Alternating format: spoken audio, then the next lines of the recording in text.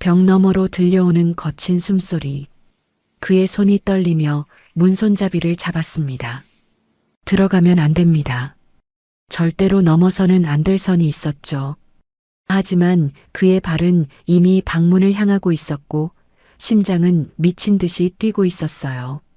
문 안쪽에서 그녀가 기다리고 있었습니다. 죽은 아내의 동생, 이혼 후 상처투성이로 돌아온 그 여자가요. 이건 배신입니다. 하늘이 용서하지 않을 죄악이었죠. 그런데도 그는 문을 열었습니다. 강태준은 오늘도 처가댁으로 향했습니다. 청주 시내를 가로지르는 버스에 몸을 실으며 창밖을 바라봤죠.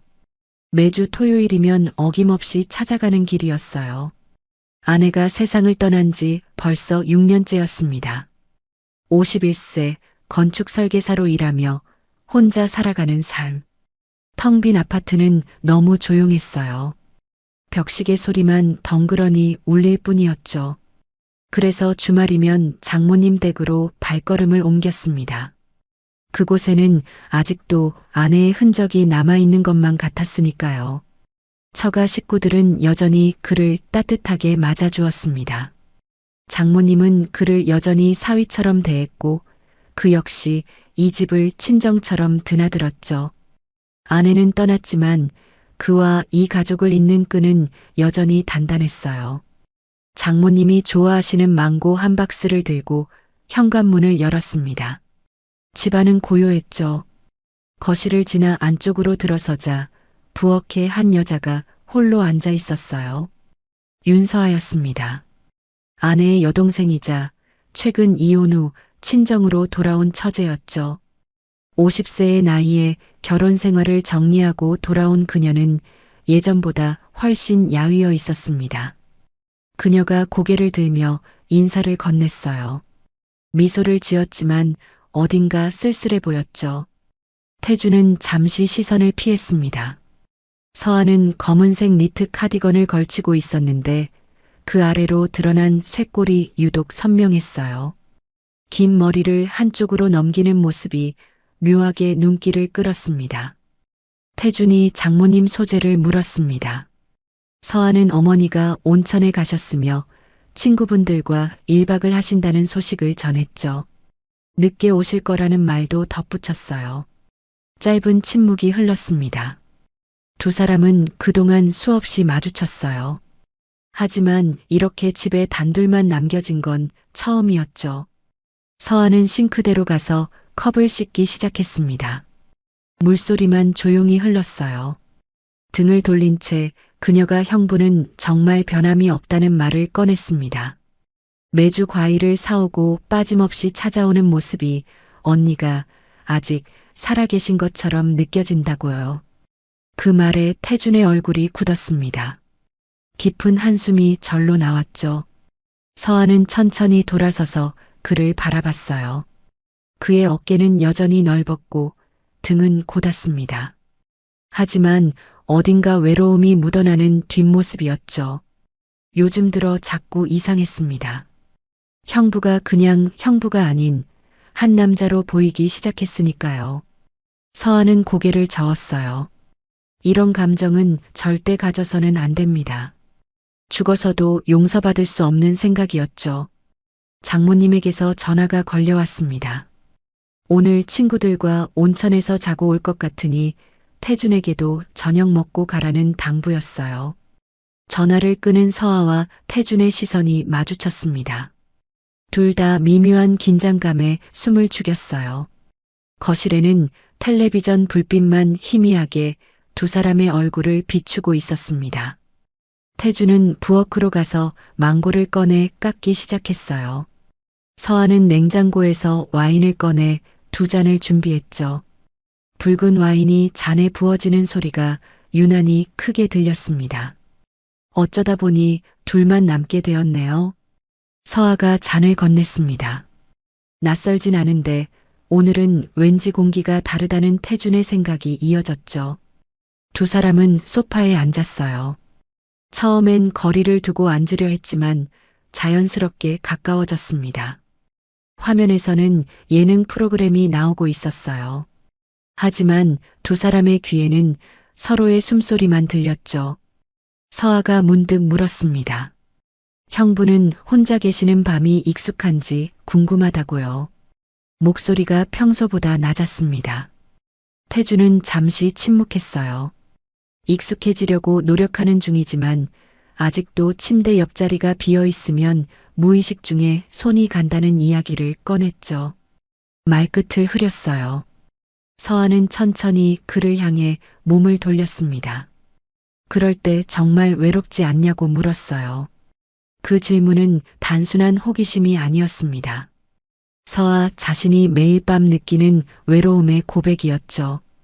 태주는 그녀의 눈을 똑바로 바라봤어요. 외롭지 않은 사람이 우리 나이에 있을까 싶다는 생각을 내비쳤습니다. 또다시 침묵이 내려앉았어요. 세상의 모든 소리가 사라진 것 같았죠. 서아가 조용히 자리에서 일어났습니다. 와인병을 들고 태준에게 다가왔어요. 한 잔 더 하겠냐고 물으며 몸을 기울여 잔에 와인을 따랐죠. 카디건 사이로 목선이 드러났습니다. 태준은 시선을 거두려 했지만 쉽지 않았어요. 잔을 건넬 때 두 사람의 손가락이 스쳤습니다. 아주 짧은 접촉이었어요. 하지만 전기가 흐르는 듯한 느낌이었죠. 서아는 천천히 손을 뗐습니다. 마치 떨어지고 싶지 않다는 듯이요. 두 사람은 말없이 와인을 마셨어요. 하지만 시선은 계속 엉켜 있었고 호흡은 점점 거칠어졌죠. 서아가 잔을 내려놓으며 다시 한번 태준의 손등을 스쳤습니다. 이번에는 더 분명하게요. 황급히 사과하는 그녀의 모습이 보였어요. 너무 가까이 앉은 것 같다는 변명이었죠. 하지만 목소리는 떨렸고 뺨은 붉게 물들어 있었습니다. 태준이 괜찮다고 답했어요. 하지만 그의 시선은 그녀의 입술에서 떠나지 못했죠. 서아는 숨을 깊이 들이마셨습니다. 형부는 자신이 불편한지 아니면 자신이 여자로 보이는지 물었어요. 그 질문에는 순수함이 없었습니다. 오직 확인하고 싶은 마음만 가득했죠. 태주는 대답할 수 없었어요. 그녀는 죽은 아내의 동생이었습니다. 하지만 동시에 그를 흔드는 한 여자이기도 했으니까요. 처음으로 태주는 그녀의 이름을 불렀습니다. 서아야. 형부와 처제가 아닌 이름으로요. 서아는 그 한마디에 온몸이 녹아내리는 것을 느꼈어요. 더 이상 숨기지 않기로 했죠. 그날 밤 그의 목소리에 담긴 떨림이 모든 것을 바꿔놓았습니다. 밤은 깊어갔어요. 장모님은 돌아오지 않았죠. 태주는 소파에서 일어나려 했습니다. 하지만 서아가 조용히 그의 손을 잡았어요. 눈빛이 모든 것을 말해주었습니다. 까지 말아달라는 간절함이었죠. 태준의 심장이 미칠 듯이 뛰었어요. 우리는 이러면 안 된다는 생각이 머릿속을 맴돌았지만 입 밖으로 나오지 않았습니다. 서아가 고개를 들어 그를 바라봤어요. 눈동자에 눈물이 고여 있었죠. 자신도 너무 외로웠다는 마음을 눈빛으로 전했습니다. 이혼하고 돌아온 뒤로 매일 밤이 너무 길었다는 속내였어요. 태주는 그녀의 손을 꽉 잡았습니다. 두 사람은 말없이 서로를 응시했어요. 거실의 불빛이 어둑해졌습니다. 텔레비전 소리도 이미 꺼져 있었죠. 서아가 천천히 일어섰어요. 그리고 태준의 손을 이끌었습니다. 형부라는 호칭이 나왔지만 태준이 고개를 저었어요. 이제 그렇게 부르지 말아달라는 눈빛이었죠. 그 말이 우리 사이를 가로막는 것 같다는 마음을 담고 있었습니다. 서아가 그럼 뭐라고 불러야 하냐고 물었어요. 그냥 이름으로 불러달라는 태준의 바람이 전해졌죠. 두 사람은 복도를 지나 별채의 작은 방으로 들어갔습니다. 문이 닫히는 순간 세상과 단절된 것만 같았죠. 태준은 서아를 조심스럽게 끌어안았어요. 그녀의 몸이 떨리고 있었습니다. 무섭다는 서아의 속삭임이 그의 가슴에 닿았어요. 태준도 무서웠습니다. 하지만 더 이상 참을 수 없었죠. 그녀의 머리를 쓰다듬는 손길이 따뜻했어요. 서아가 고개를 들어 그를 올려다봤습니다. 두 사람의 얼굴이 가까워졌죠. 입술이 닿는 순간 모든 경계가 무너졌습니다. 처음에는 조심스러웠어요. 하지만 점점 깊어졌죠. 서로를 갈망하는 마음이 입맞춤에 담겼습니다. 두 사람은 침대 가장자리에 앉았습니다. 숨소리가 거칠어졌어요. 마지막으로 태준이 정말 괜찮은지 확인했습니다. 서아는 고개를 끄덕였어요. 오늘만큼은 형부도 처제도 아니라는 마음을 전했죠. 그냥 서로를 원하는 두 사람일 뿐이라는 눈빛이었습니다. 그날 밤 두 사람은 금기를 넘었어요. 방 안에 불이 꺼졌습니다. 달빛만이 커튼 사이로 스며들어 두 사람을 비췄죠. 서로를 끌어안은 채 오랜 외로움을 서로에게 기댔어요. 뜨거운 감정이 두 사람을 휩싸고 지나갔습니다. 시간이 얼마나 흘렀는지 알 수 없었어요. 그저 서로의 온기만이 존재했죠. 밤은 길었고 두 사람은 새벽까지 서로를 놓지 않았어요. 아침 햇살이 커튼 사이로 스며들었습니다. 서아는 눈을 떴어요. 낯선 천장이 보였죠. 그리고 자신을 감싸고 있는 따뜻한 체온. 옆을 보니 태준이 그녀를 바라보고 있었습니다. 평소의 점잖은 모습은 사라지고 그녀를 품은 남자의 눈빛이었죠. 깼냐는 태준의 조용한 물음에 서아가 고개를 끄덕였어요. 천천히 그의 가슴에 손을 얹었죠. 후회하느냐는 서아의 질문에 태준은 고개를 저었습니다. 오히려 이제야 살아있는 것 같다는 마음을 전했어요. 서아의 눈에 눈물이 맺혔습니다. 자신도 마찬가지라고 오랜만에 진짜 여자가 된 기분이라고 속삭였죠. 태준이 그녀를 더 깊이 끌어안았어요. 이제 어떻게 해야 하냐는 서아의 물음에 모르겠지만 지금 이 순간만큼은 아무 생각하고 싶지 않다는 태준의 마음이 전해졌습니다. 두 사람은 말없이 서로를 끌어안았어요.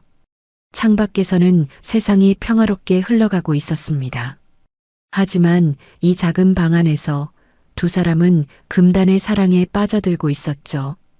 이제 돌이킬 수 없다는 걸 알면서도요. 오전이 되어서야 두 사람은 침대에서 일어났습니다. 서아는 태준의 셔츠를 걸친 채 창가에 섰어요. 아침 햇살이 그녀의 실루엣을 비췄죠. 태준은 뒤에서 그녀를 껴안았습니다.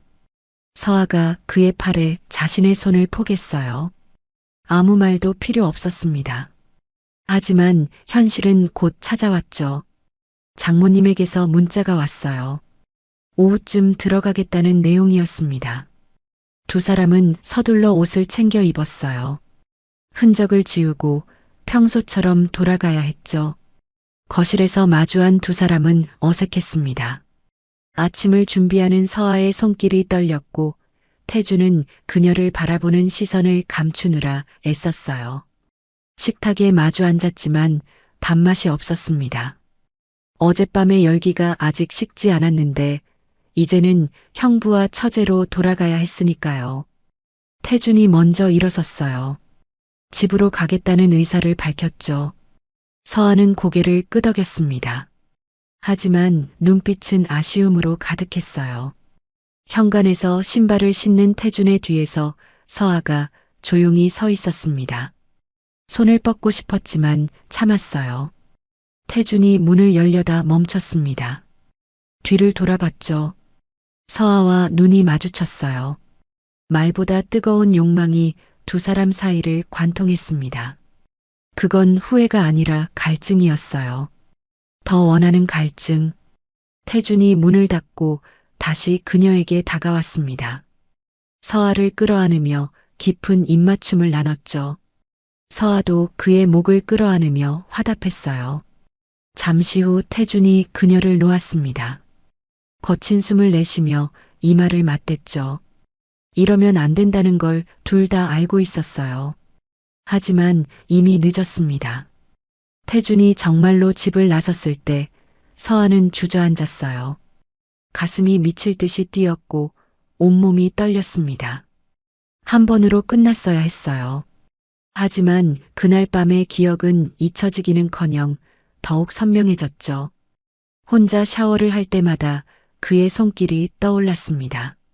침대에 누울 때마다 그의 숨결이 귓가에 맴돌았어요. 그녀의 몸은 이미 그를 기억하고 있었죠. 그날 이후 둘은 서로를 피하려 했습니다. 서아는 형부와 마주치는 시간을 일부러 줄였어요. 장모님이 계실 때만 거실에 나왔고 혼자 있을 땐 방에 숨었죠. 태준 역시 그녀와 거리를 두는 듯 했습니다. 평소처럼 정중하게 인사하고 식탁에서도 시선을 마주치지 않았어요. 하지만 그 무관심한 척이 오히려 더 뜨겁게 느껴졌습니다. 서아는 미칠 것 같았어요. 무엇보다 자신의 몸이 그를 갈망한다는 사실이 괴로웠죠. 그러던 어느 날 저녁 장모님이 갑자기 약속이 생겨 외출했습니다. 현관 앞에서 우연히 마주친 두 사람. 공기가 순식간에 얼어붙었죠. 태준이 먼저 입을 열었어요. 우리 서로 너무 어색하게 구는 것 같다는 마음을 전했습니다. 서아는 떨리는 입술을 깨물었어요. 자신은 그날이 실수라고 생각하지 않는다는 마음을 밝혔죠. 하지만 그에게 상처가 됐다면 미안하다는 속내도 덧붙였습니다. 그 말에 태준의 눈빛이 흔들렸어요. 형부, 저도 실수라고 생각 안 한다는 서아의 고백이 이어졌습니다. 오히려 그 이후로 더 미쳐가는 것 같다는 솔직한 마음이었죠. 그녀의 고백은 너무나 직접적이었습니다. 태준은 주먹을 꽉 쥐며 참았어요. 지금 당장이라도 그녀를 끌어안고 싶었으니까요. 그날은 겨우 서로 등을 돌리고 헤어졌습니다. 하지만 욕망은 거리를 두었다고 사라지는 게 아니었어요. 그날 밤 또다시 장모님은 친구 집에서 자고 온다고 연락했습니다. 서아는 불안하게 방안을 서성였죠. 안 돼. 오늘은 정말 안 돼. 하지만 그녀의 몸은 이미 뜨겁게 달아오르고 있었어요. 태주는 별채방에 들어가 문을 닫았습니다. 서아의 방과는 벽 하나를 사이에 둔 곳이었죠. 서로 침묵했지만 서로가 깨어 있다는 걸 알고 있었어요. 서아는 벽에 등을 기댄 채 거친 숨을 몰아쉬었습니다. 그때 벽 너머에서 무언가 닿는 소리가 들렸죠. 서아는 떨리는 손을 벽에 대었어요. 그리고 반대편에서도 똑같이 손이 닿은 기척이 느껴졌습니다. 말은 없었지만 두 사람은 벽을 사이에 두고 교감했어요. 그 손길 하나만으로도 욕망이 벽을 뚫고 흘렀죠. 서아는 참을 수 없어 눈을 감았습니다. 뜨거운 열기, 벽 너머로 전해지는 그의 체온. 그건 오지 말라가 아니라 너무 보고 싶다는 신호였어요. 잠시 후 서아는 떨리는 다리로 일어났습니다. 문을 열고 나가자 복도 끝에서 태준과 마주쳤어요.